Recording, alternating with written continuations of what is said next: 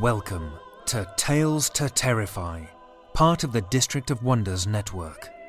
Featuring Starship Sofa and far-fetched fables, everyone has a story in the District of Wonders. Come and find yours.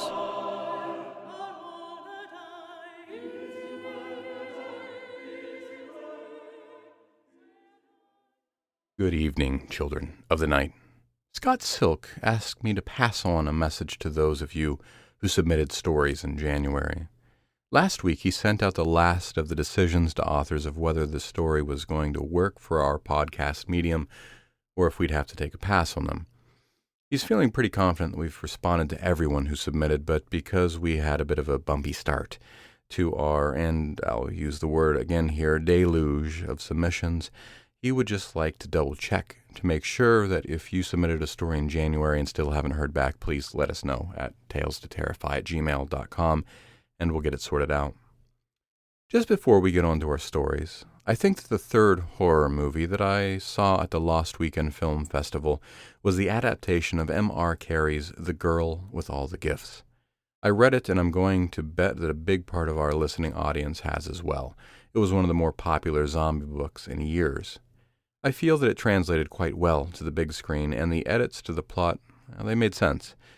The acting was spot on. Senia Nanua, who played Melanie, does a wonderful job, and I found it to be a very enjoyable film. Now, I do want to caution you, if you see the movie and haven't read the book, I wouldn't mind hearing from you at talestoterrify@gmail.com. I feel like that there might have been some places in the movie that wouldn't have made as much sense to me if I hadn't read the book. But I can't know what I don't know, right? Let's hear some stories. Greg Sturman is a London-born writer currently living in Australia and pursuing a Master of Teaching degree at the University of Tasmania. Being left alone in a darkened room as a child with a crackly recording of Edgar Allan Poe's The Telltale Heart on the stereo first turned him on to the world of horror and changed his life. Greg's idea of heaven is happening across a second-hand bookshop in an unfamiliar town and having the time to browse the shelves. When not reading or writing short stories in the horror, weird, and associated speculative fiction genres, he likes listening to podcasts, audiobooks, and old-time radio shows. He often does this while striving to master Photoshop so that he can create awesome art. Greg doesn't blog or tweet and hardly ever posts on Facebook.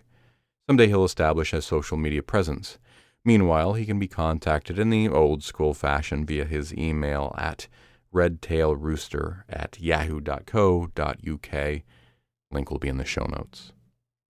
Now listen with me, children of the night, to Greg Sturman's The Lady of the Knife.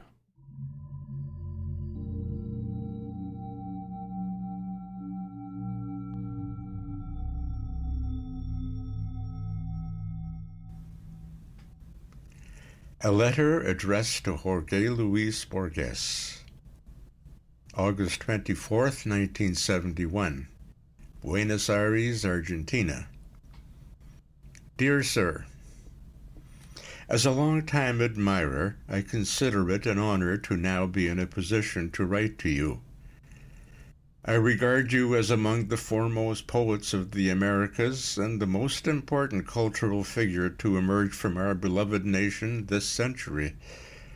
I very much enjoyed reading your latest collection of tales, Dr. Brody's Report, and consider it a worthy successor to The Maker, although I beg you not to leave your devoted public waiting as long for your next return to prose, especially when your choice of subject matter is the colorful history and folklore of our beloved Argentina. I wish to tell you of something concerning myself. The pertinence is that, like so many of the stories to be found in your most recent work, it happens to involve a knife. It is not only a knife to have belonged to a gaucho, a man I believe was a killer, but a knife imbued with a further, far subtler spirit of evil. That I have established to my own satisfaction. Further to this detail, I draw no firm conclusion about the item and leave that to the wisdom of another, that is, your good self. I should start by telling you that I am, like yourself, a native Buenos Airean, My family having long established links to the city, as well as having built up a modest measure of civic prominence within our particular district, I flattered myself to think the esteemed Borges might have some slight recognition of my family name, though that identity is quite unimportant to the tale I am to tell. What I've said about myself applies equally to my oldest friend, a gentleman named Hector Claudio Ancorena. The pair of us have been like brothers ever since our boyhoods, fiercely loyal, fiercely envious, fiercely hating and forgiving of each other, but rarely out of love for long.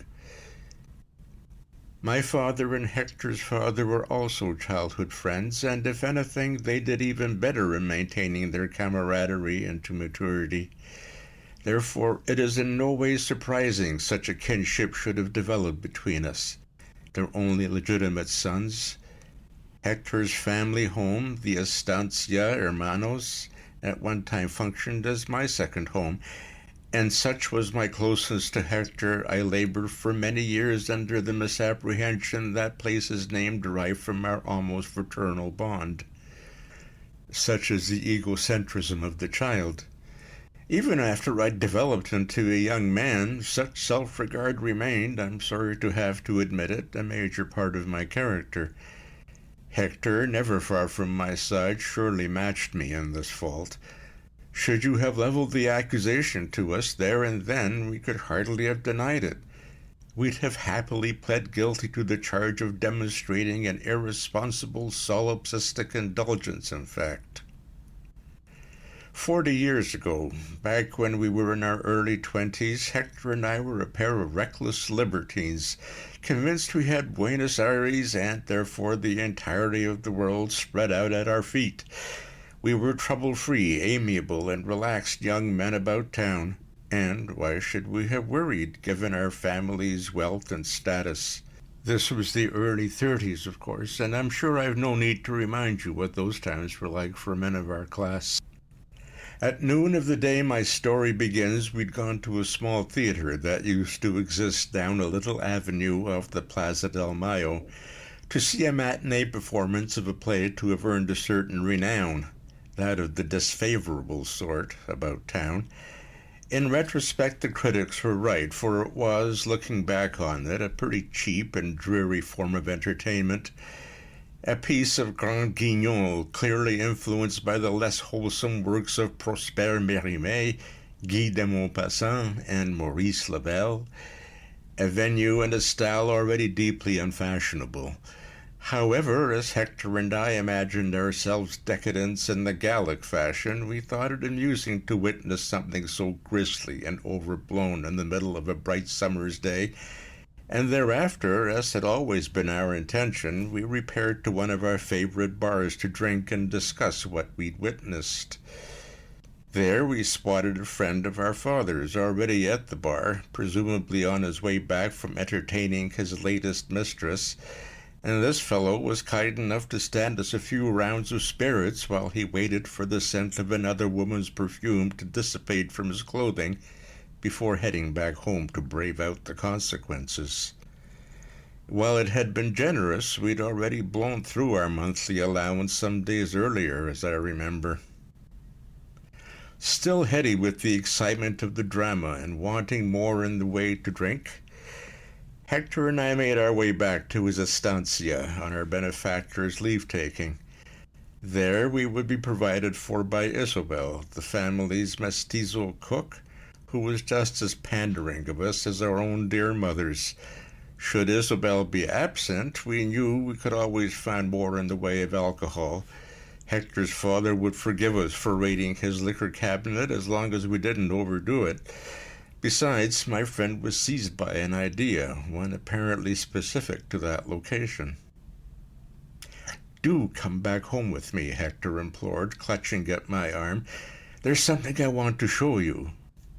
He refused to explain further when I asked him to. This uncharacteristic reticence did much to intrigue me as to his plan. I was, as I've said, more than familiar with my friend's house, the Estancia Hermanos, having been a regular guest there since infancy. Even so, I'd seen only a few sporadic glimpses inside Don Leandro's, the long-standing friend of my father's, private study. This was where Hector now led me after putting into both of our hands a generous balloon of his senior's brandy. One taste of it confirmed the brandy's vintage. Naughty Hector, in his high spirits, he'd gone for the fine over the regular, just as I could have predicted he would. The fresh drink worked to counteract the sense of the taboo as we entered in through the study door. "You must see this one. It's a family heirloom," Hector enticed, approaching the small tea cabinet resting against one of the study's velvet-papered walls. More ornament than functional item, I thought. I watched Hector try to remember which drawer it was he wished to open, and in my own lightheadedness it amused me to see him so piqued with himself in his eagerness. Having located the correct drawer, with a cry of satisfaction he drew out the handle and began searching around inside the interior clutter. At last he removed something with a hitherto absent touch of caution. I assumed it was something of a letter opener at first, given the furniture's proximity to the imperious desk, but soon realized from its size and my friend's smile of delight at not finding it relocated that it was in fact a genuine article. It was, Hector explained, one of his father's little treasures, a knife passed down from that man's own grandfather. Back in the bar, he chanced to remember his sire telling him how the dagger was associated with a most curious phenomenon. I asked Hector exactly what this oddity was, to which he replied I must find out for myself. "I will say no more. You must grip the knife." At that stage of the proceedings, I no longer felt my friend's excitement being passed on to me. For a moment I dreaded Hector meant for me to grasp onto the blade itself, although I really can't claim the weapon looked in any way intimidating, being a plain and time-dulled old relic, and as such far from an instrument of danger. But he soon made himself clear. I was to replace his hand with my own around the knife's hilt. I thought I surmised the reason why he'd got the idea for this latest wheeze into his head, for a dagger much like it in the way of its thin staccato length had played a crucial role in the drama we'd sat through earlier. Hector's aim, I presumed, was for us to continue the theatrics. I did as I was told and felt increasingly foolish as I gently and absently gripped the knife as though it were a stage prop and I, a poor actor, stuck for my lines. Every time I went to speak, a stern glare from my friend dissuaded me. "Just keep hold of it," Hector whispered harshly through his teeth. I was unsure what he wanted me to think of the situation, but did suspect he required me to concentrate on what I was doing. Nevertheless, try as I might, I found my mind wandering. I suppose a revealing light must have come into my eye as my friend then whispered again, quietly so as not to disturb the train of my thoughts. "So, Juan, what are you thinking of?" I rambled in reply about this and that, telling Hector with a tinge of guilt he was not to think too badly of me if I were to confess to him I'd been picturing in my mind's eye the little blonde actress from the theater. His eyes went wide at hearing this. "Ah, but my dear Juan, there wasn't a blonde actress in the play. A redhead, yes. 2 brunettes, I agree. But there wasn't a blonde girl." "Oh, well," I replied, vexed by his superior tone, "then I suppose it must have been the girl seen over the bar, the owner Diaz's little niece." "Ha!" Hector laughed as though he was setting down a trump card. "Think on, my friend. Like the unfortunate sisters in the play, Dora, Diaz's niece, is a brunette." When I considered this, I realized he was right. Who was it, then, I'd been thinking of? So it was my friend explained to me the strange business concerning his great-grandfather's knife. Apparently no one was permitted to touch it while the old man lived, for he, Rufino Ancarena, was by all accounts a mean and covetous old devil. Something like this I'd already heard from my father, although I thought it best I didn't admit it. But after his death, when the knife at last fell into his children's hands, it was eventually recognized by many folk who held it, that it placed, as if from nowhere it seemed, a young woman's face into their minds. It was unclear exactly why this should be so, why such a vividly delineated image would be coupled to an instrument of such deadly intent as a knife. However, by the nature of the thing, the implication was clear enough. The face belonged to a victim of its one-time razor edge. With a swell of dynastic pride that even at the time I considered of questionable taste, Hector recounted how various family friends down the years had attested to seeing a thin-faced young lady, her short hair the lightest of blondes. Put against this fact, none of his own family members, including Hector, his father, his uncles, or his cousins, in addition to the knife's immediate inheritor, his grandfather, had ever been able to manifest for themselves this reputed vision, although not, as one might imagine, for the want of trying. Whether this phenomenon served to explain the mystery or alternatively added to it depended, of course, on one's point of view. Having recounted to you in turn this extraordinary history, you might well conclude it a uniquely sinister form of marvel. Indeed it is, and yet so gently and seemingly innocently had the beautiful female face come drifting into my mind, I'd not been surprised, let alone scared of it occurring.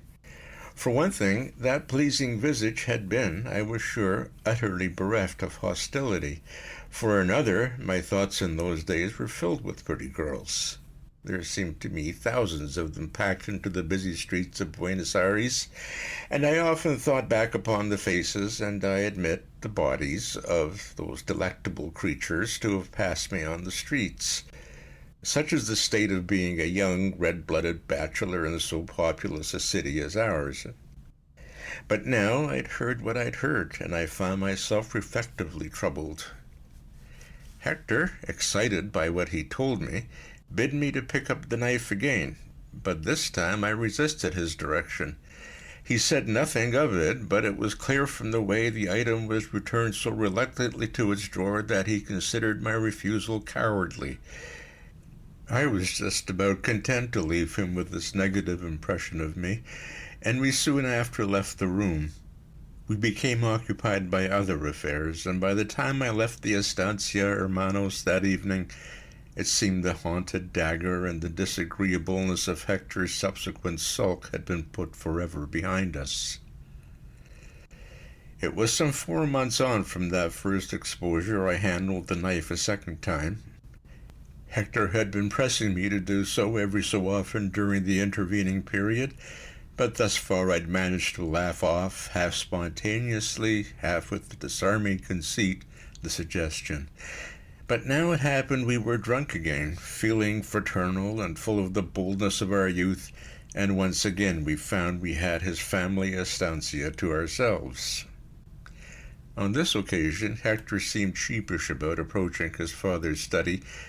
I deduced he'd been reprimanded of late for his casual disregard of certain boundaries, maybe even concerning this room and its door, for Hector's father was a progressive man and did not like to keep any locks on any part of his property. But I realized I'd neglected to ask my friend whether he told his senior about exposing me to what a cheap magazine of sensation stories might have declared the mystery of the knife.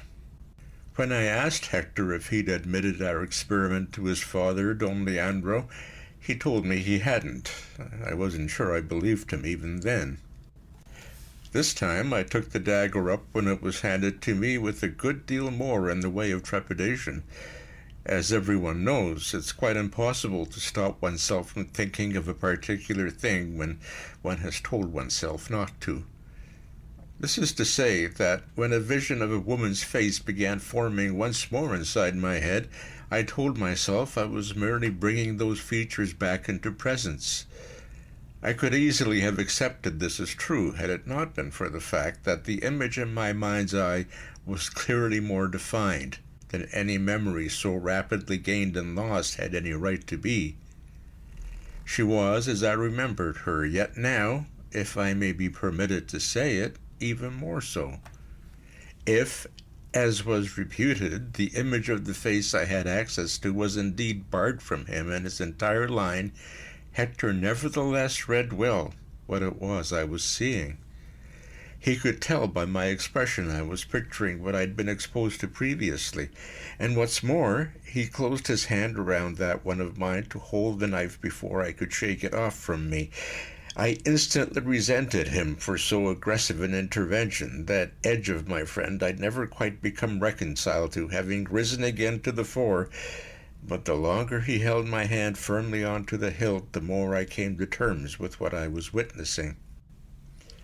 Once it arrived, the lady's face never altered, and this static quality gave the impression I was looking on as opposed to remembering back, should that make sense. I agree it sounds paradoxical to so strongly associate an utter lack of animation with the current and enveloping moment, as I did, as opposed to relegating it to the category of the past, but there you have it. Certain qualities may transcend even time's boundaries.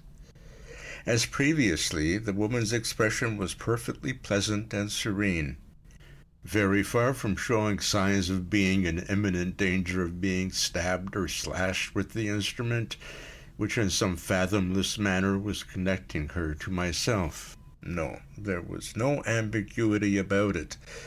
If there was even a hint of disturbance in the lady's smile, then I'm sure I would have knocked my friend away from me and cast that uncanny length of metal far across the room.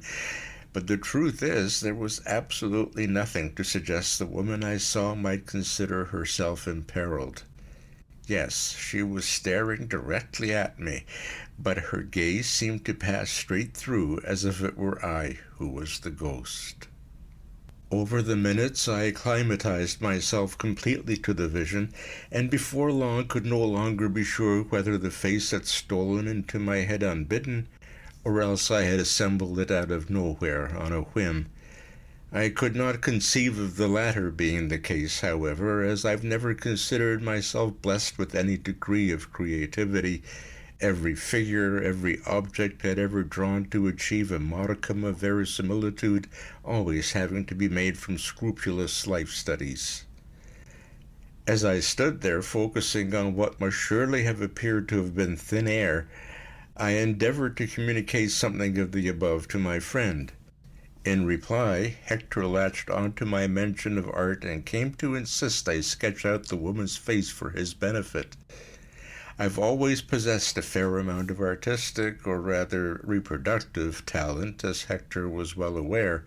The various copies I'd made of horses and riders, of soldiers and priests, the one-time envy of our childhood circle. As for the necessary implements, pencils, paper, a whittling knife, a lump of rubber, these happened to be conveniently at hand on one of his father's side tables, and having identified them, he promptly brought them over. Too conveniently at hand, I thought to myself, too promptly brought over. I understood then how it had always been Hector's plan that day for me to set down the woman's face for him on paper. Hurt at the deception as I was, I agreed to try it with but a minor grumble of complaint. I admit I would have sounded a touch ridiculous to myself if I'd offered any appeal to propriety. I don't believe I said anything, as I should rightly have done, I see now, regarding the inherent dangers of goading the supernatural, but the objection certainly existed in my mind. I regret to this day ignoring that pricking of my conscience. I composed sitting down, the pencil held in my right hand while my left gripped the handle of the knife. If I were penning here a melodrama and not a true account of my experiences, I'd probably tell you I sketched quickly and automatically so as to suggest I was in some manner possessed. This wasn't the situation, and at no point did I ever feel myself taken over. Instead, it was with many a false start and with countless acts of erasure that I was able to transfer what was seen in my head onto the sheet in front of me. I worked for close to an hour, possibly two, Hector saying not a word but hovering ever by my side, enthralled as the likeness gradually came into existence, seeming not to know or to care that the birth of the portrait was a difficult and exhausting process. Even when I was done, I wasn't completely satisfied I caught the mysterious lady's true likeness, but did leave off content to have grasped something near to it. We had lunch and sobered a little. On the cusp of my exit, I decided to stay on an extra half hour or so to finesse my sketch, more to exercise my awakened artistic urge than my ghostly subject, or so it felt. This time I became more easily absorbed in my work, and clutching ever more tightly to the knife's handle was, to my immense satisfaction, able to capture the elusive light of reality in what I'd previously set down. I quite forgot how I was drawing from a place I'd concluded as being quite separate from the wells of either imagination or memory. Only when it became next to impossible to distinguish between what I was seeing with my eyes open and what I was seeing with my eyes closed did the previous weight of my fear return to bear down on me. I was glad to leave my sketch of what we'd come to call the Lady of the Knife in Hector's charge, although I was convinced it ranked as the greatest of my illustrative achievements. I told him I thought it best if he keep the drawing, and the knowledge of it, to himself. Having been so good as to furnish him with a record of the ghostly face, Hector seemed finally content to let the matter drop. Certainly it no longer came up in his conversation. It was a good year and a half later that my attention was drawn back to what I'd done. My friend played no part in this, I should say, at least not a direct one.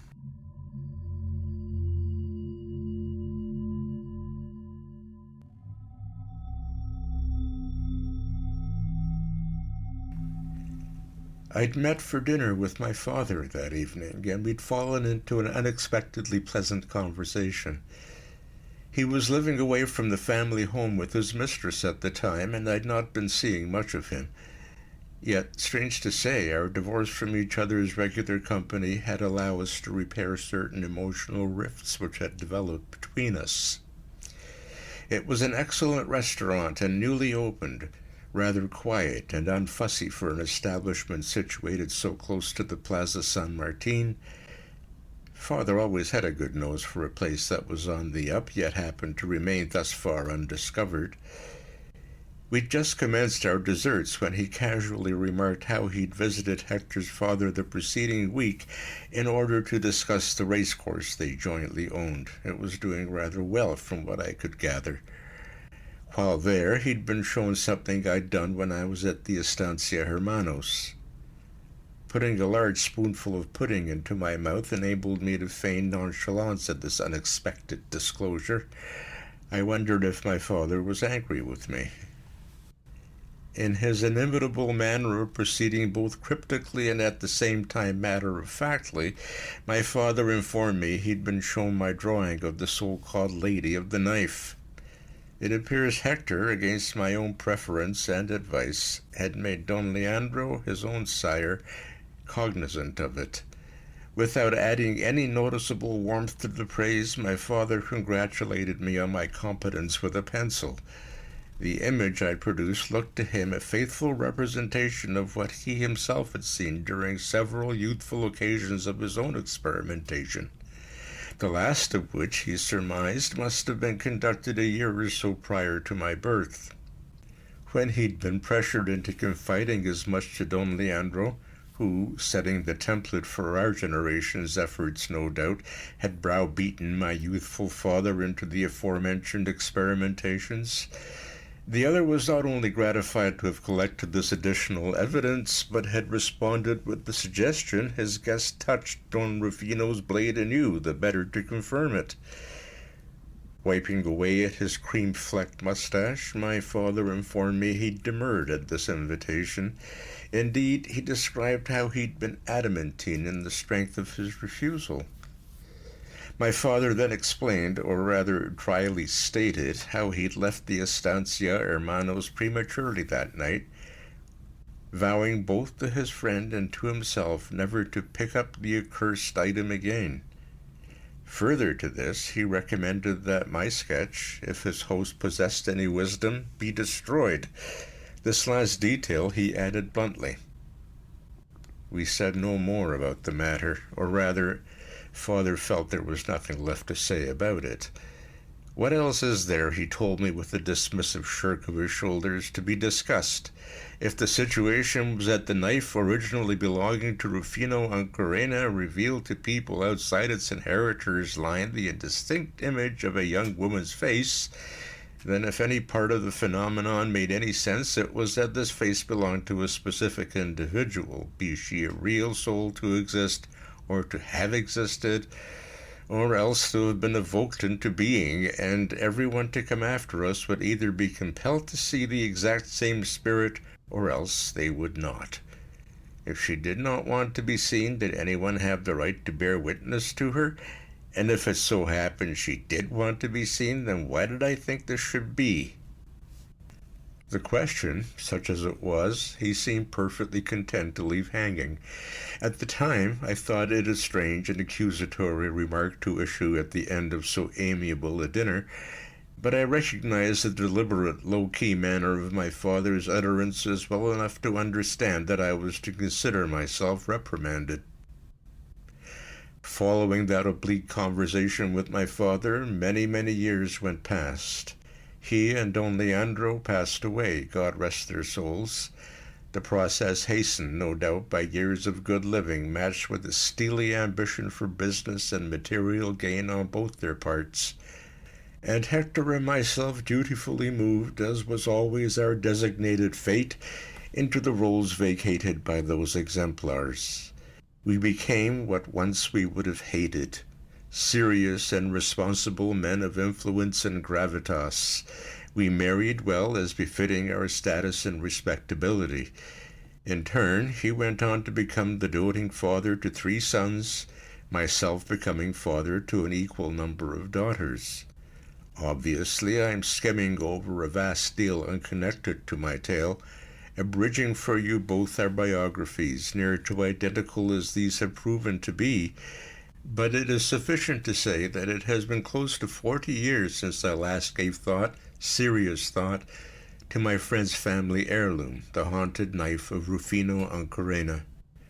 All that changed a month ago when I received over the telephone an invitation from Hector to dine with him at the family home, the Estancia Hermanos. I understood I was to come alone. We had not seen each other in a number of years, Hector and I, the last occasion being the soirée held after the christening of his second but last grandson.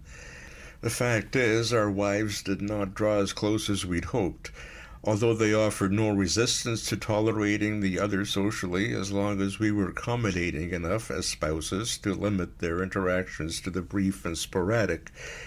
Where once we had expressed to each other the wish that there might be a love match made between our children, I think Hector and I were equally relieved when it became obvious such a romance was not going to be in the cards. The antipathy between his sons and my daughters proving almost as bad as what existed between their respective mothers.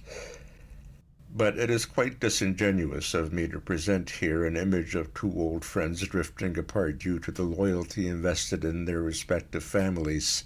Hector and I must bear our share of the blame, if there is any blame to be apportioned.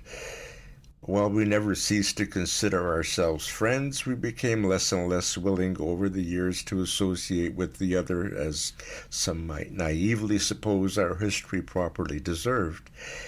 Even the love of actual brothers has been known to cool off. That evening we met at the iron gates of the Estancia Hermanos with genuine smiles on our faces at receiving a fresh sight of the other, 2 old men rapidly approaching their 70s, sensing the waste of letting the time we might have mutually enjoyed slide past us so complacently, so unprotestingly. Albeit, I think, while both privately acknowledging this peak of feeling to be but a temporary imposition, an illusion conjured by the warm familiarity of the moment. At the table, I was grateful to discover that not only was Hector's rather overcritical wife not present, as he'd assured me during our telephone conversation she'd not be, for she was visiting her sister in Lima, but that his exemplary cook had prepared for our consumption 2 huge prime pieces of beefsteak.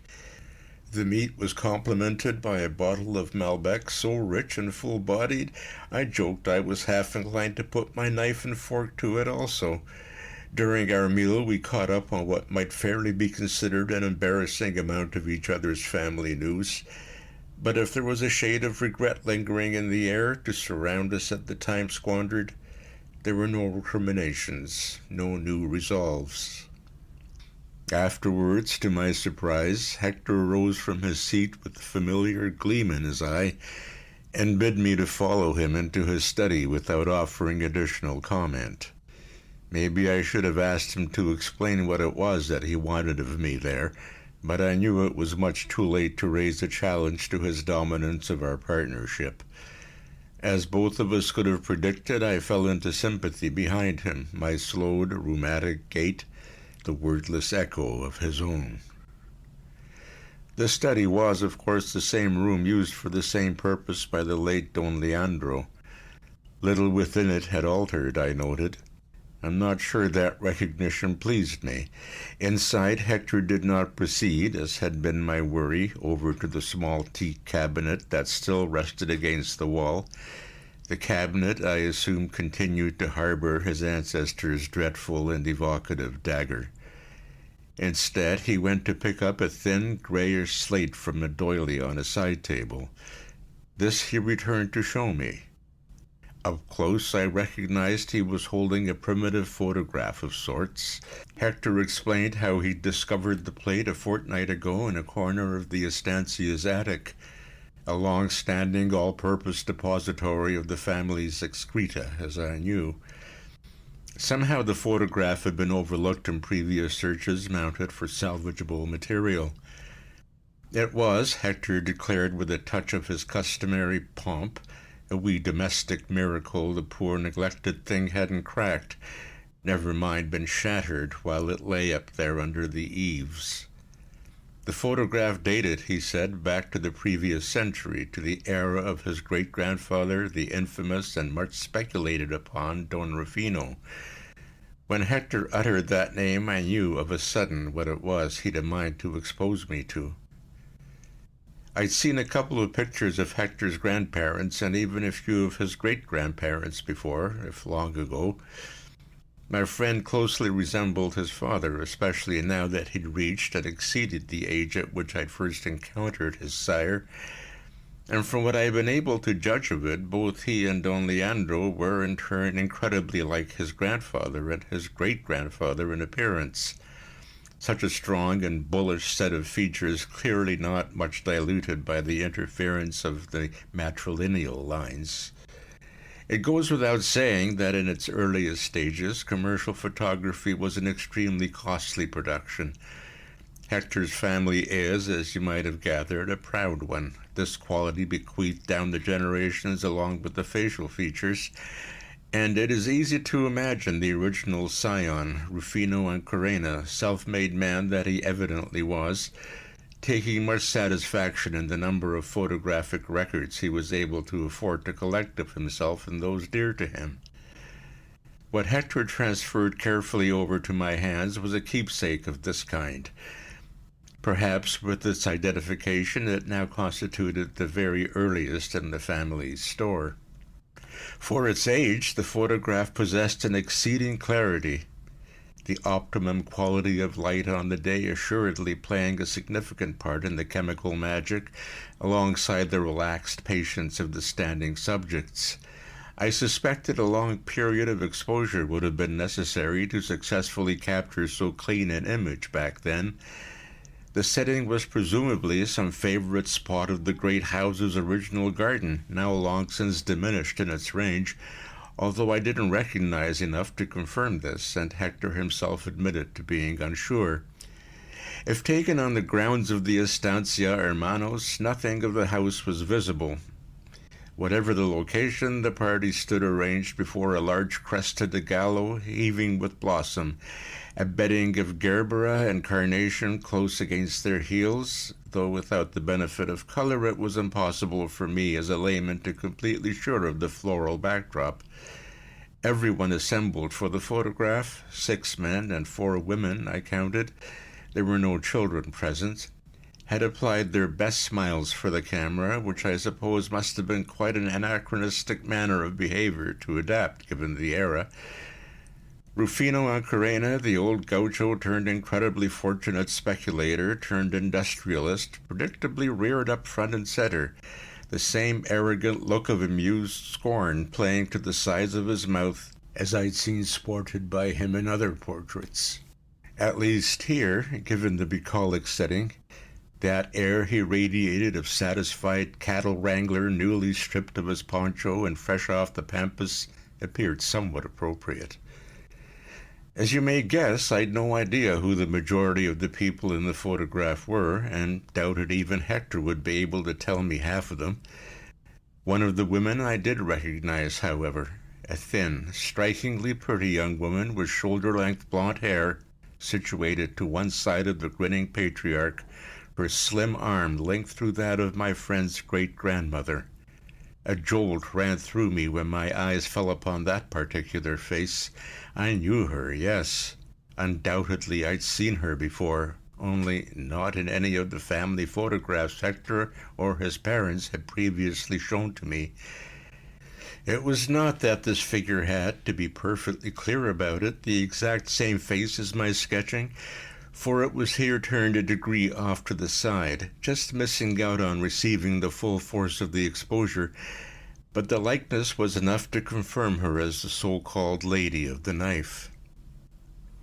We both fell silent studying the photograph, that fragile sepia-tinted window into the past, a past irrecoverable, a past beyond interrogation. At last Hector spoke. "Your silence confirms it, Juan. It's as I thought. It is she." He then told me there were names as well as a date committed to the back of the image. Turning the plate gently over, I confirmed this was so. The responsible hand, Hector announced with conviction, was Dona Elvira's, his great-grandmother's. The stated year was 1872, and the name of the mysterious female figure, set down in ink more gone than lingering, as was true with the rest, was Elodie. So we'd been granted a name. Such a little addition to the wider mystery. Even then it posed further questions, I thought. To start, the name sounded French, and not one likely to be given to the daughter of Criollos. So what was her heritage? How did she come to be here in Argentina? And should the lack of a surname on the back of the photograph be taken as an indication this Elodie was little cared for? Was she simply not known enough to the family? Or could the opposite be true? And this absence of surname meant the Ancarenas were especially fond of her, and she'd been fully taken into their hearts somewhat like a pet may be. And why had my friend been so certain his great-grandmother was responsible for setting that single name down? Returning the plate to its place on the table, Hector provided an answer to the last of my unspoken questions, disclosed how the esteemed Dona Elvira had been a lifelong diarist. She'd left several volumes of her daily thoughts and musings in different-sized notebooks behind for posterity. Yet one entire volume, comprising the majority of the year 1872, was nowhere present in the archive.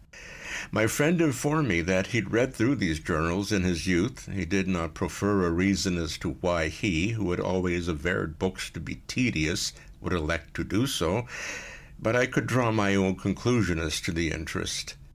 And he'd returned to them more recently, following his discovery of the old photograph. This was how he was able to recognize Dona Elvira's particular script against the back of it. Apparently, late in November, in the last notebook before the interruption to the sequence, a good deal is made of the family taking on a nanny. This was subsequent to the birth of the couple's second child, a boy, Hector's own grandfather. Judging by the flowering state of the garden and the heavy exposure of the plate, the photograph was taken in the middle, if not toward the end of the lost period of the record. The nanny's name is mentioned in the preceding journal as being Elodie. She receives fulsome praise from Dona Elvira for the attention paid to her duties and for the tender rapport she quickly establishes with the infant. She clearly likes the nanny very much. Reading between the lines, Hector suggested with the requisite subtlety to communicate the point sufficiently to me. It is clear that Dona Elvira was cognizant of her husband, Don Rufino, being every bit as pleased as herself with this new hiring, if for his own reasons. Those aren't her own words, but they come close enough. She's indelicate enough elsewhere to communicate to the careful reader what breed of man her husband was, for all her obfuscation. It's like she can't quite prevent herself from committing the truth.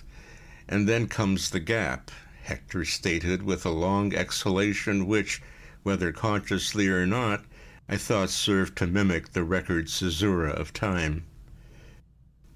There is no mention of a nanny in any of the surviving notebooks, nor of there ever being such an individual attached to the family, he continued when he caught his breath.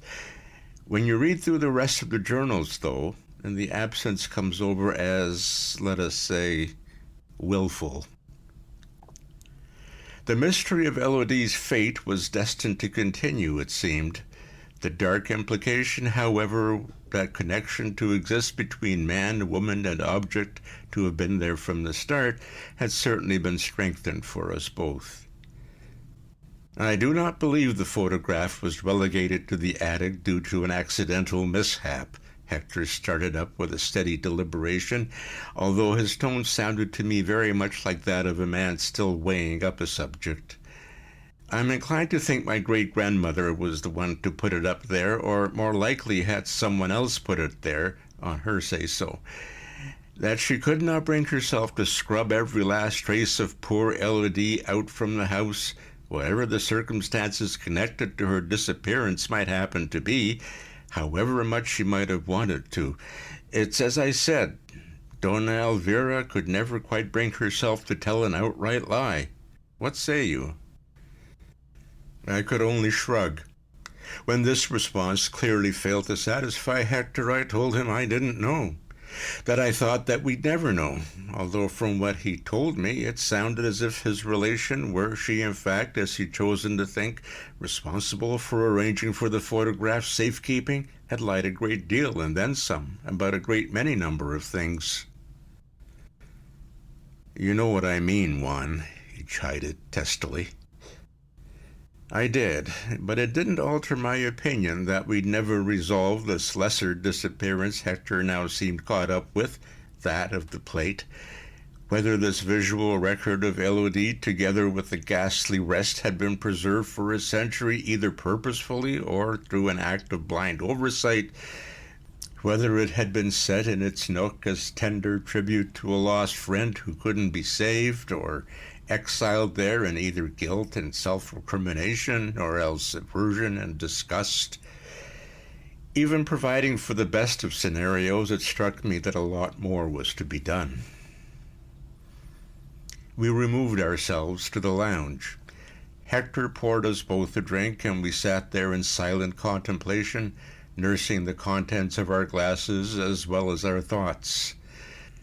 The brandy we'd once sipped in that same room, ironically as posture, as affectation of older and of better men, we were now enjoying with a bittersweet sincerity.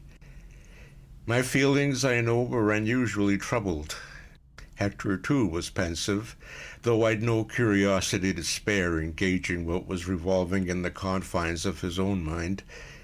He was the first to break the silence woven between and around us.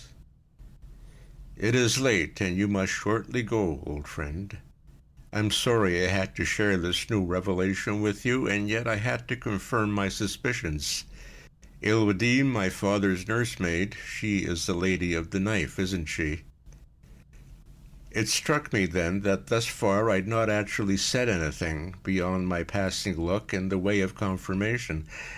I don't suppose it was strictly necessary that I had to, given the woman in the photograph's striking correspondence to the sketch I'd made years earlier. Still, I sent an unequivocal nod Hector's way. After a wistful pause, he continued, "Before you do leave, Juan, might I ask you to take hold of the knife a further time, to see if, on this occasion, you can learn anything else about the girl through your contact with it?" I bristled at the request, so much more at the sly manner with which he unfurled it. He could not have forgotten my vow, no matter how many number of years had passed since I made it.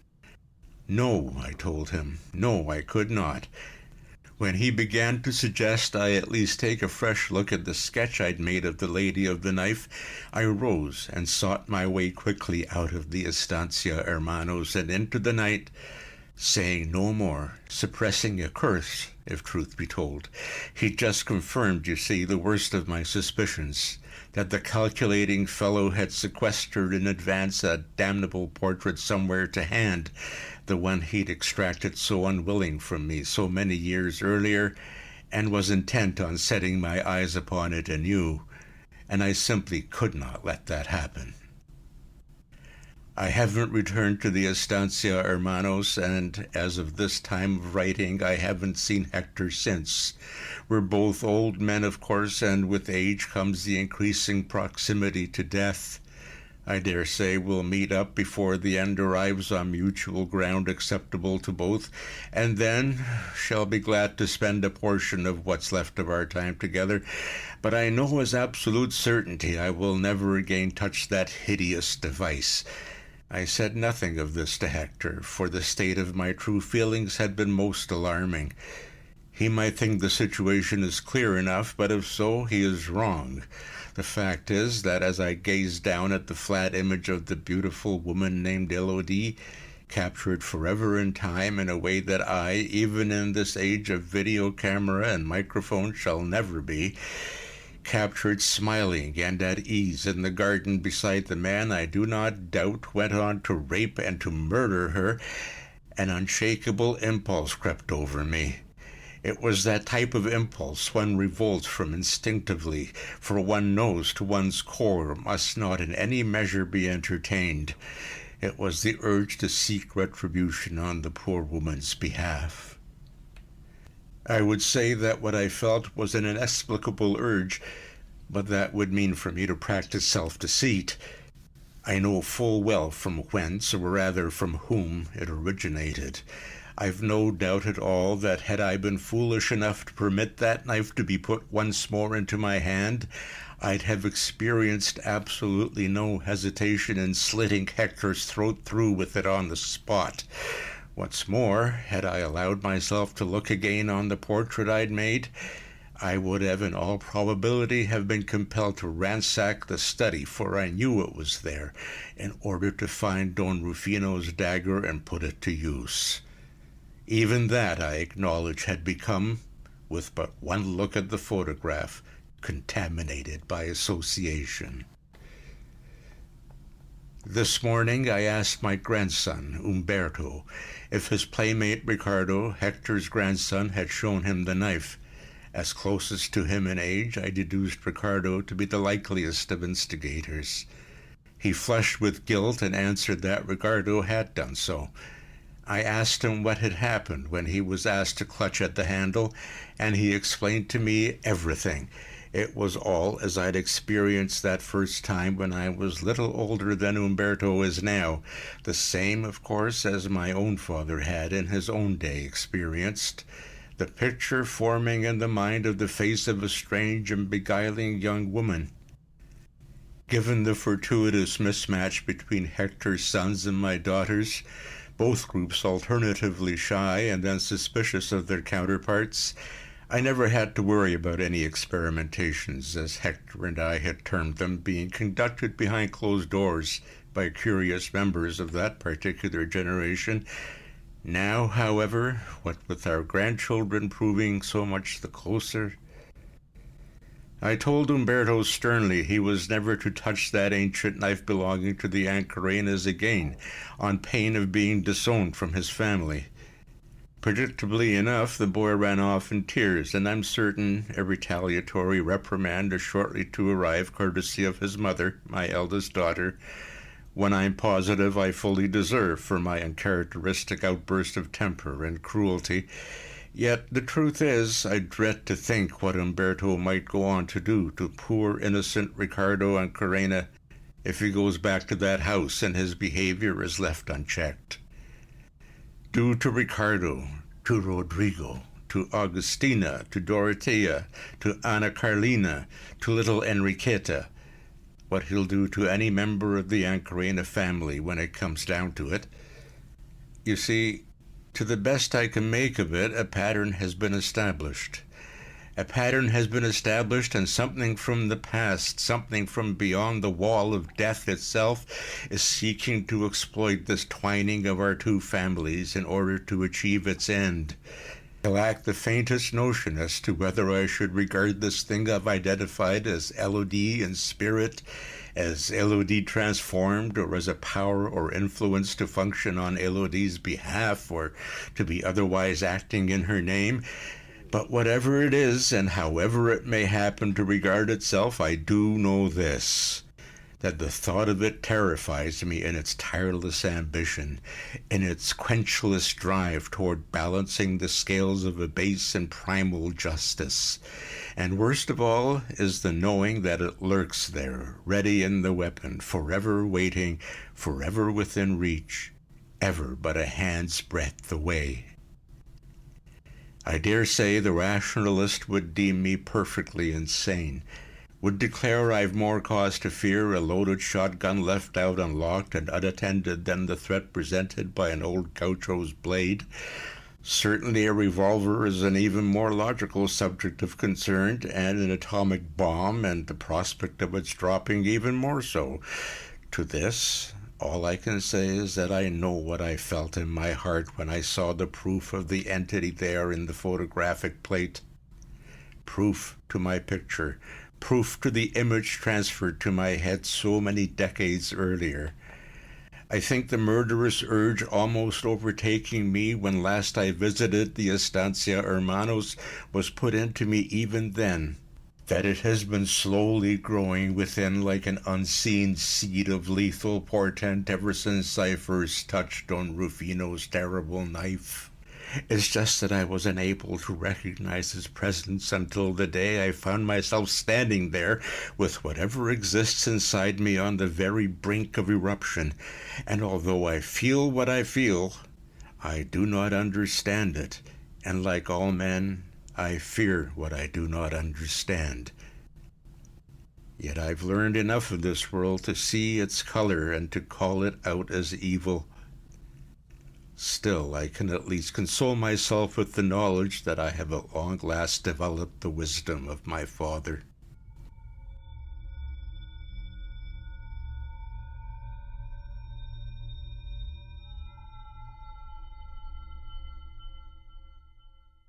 That was Greg Sturman's The Lady of the Knife, as read by Martin Rato. Martin Rato is an educator, writer, and musician. He has worked in an eclectic variety of fields, including 18 years as a technical writer and software developer, 16 years as a teacher of creative writing, computer science, and business communication, and shorter stints as a symphony musician and audiobook narrator. He has published short fiction and 2 collections of his poetry. That will be our show for the evening, Children of the Night. Visit our Patreon page in the links below, and don't forget to like us on iTunes or Acast. Our show was produced by our editor Scott Silk and theme music by Diane Severson.